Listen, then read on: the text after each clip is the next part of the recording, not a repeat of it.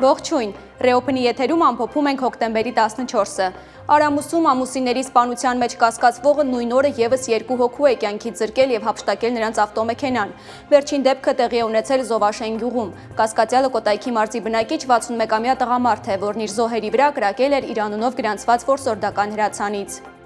Արտգործնախարար Արարատ Միրզոյանն է խոսել Բաքվում պահվող հայ պատանդների մասին։ Ուզում եմ հույս հայտնել, որ այս առումով մենք առաջիկայում լավ նորություն կունենանք, հայտարարել է արտաքին գերատեսչության ղեկավարը ԵԱՀԿ գործող նախագահ Էլինա Վալտոնենի հետ ասուլիսում։ Էլինա Վալտոնենի այցն Ադրբեջան չեղարկվել է։ Ադրբեջանի արտգործնախարարության խոսնակի բերած պատճառը, թե այցը չեղարկվել է Ալիևի Շարմ էլ-Շեյխում գտնվելու պատճառով, ավելի շուտ պատրվակ է եւ Բաքուն պարզապես ի ցույց է դնում Արցախյան խնդրով տասնամյակներով զբաղվող ԵԱՀԿ-ի հանդեպ անհարգալից ու արհամարհական վերաբերմունքը։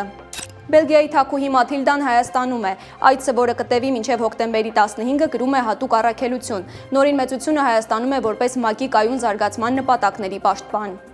Միացյալ Նահանգների նախագահ Թրամփը եւ Կատարի, Եգիպտոսի ու Թուրքիայի առաջնորդները Շարմ էլ-Շեյխում ստորագրել են Գազայի հատվածում պատերազմը դադարեցնելու վերաբերյալ համաձայնագիր։ Միջոցառմանը ներկայ է եղել Հայաստանի վարչապետը։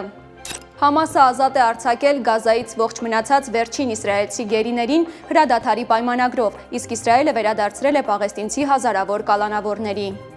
Ռուսական ուժերը հարձակվել են Ուկրաինայի երկրորդ խոշորագույն քաղաք Խարկովի վրա, օգտագործելով կառավարվող հրթիռներ, որոնք վնասել են հիվանդանոց եւ խափանել էլեկտրաէներգիայի մատակարարումը 30,000 սպառողների համար։ Դոնբասում ռուսական զորքերը նաեւ 2 բնակավայր են գրավել։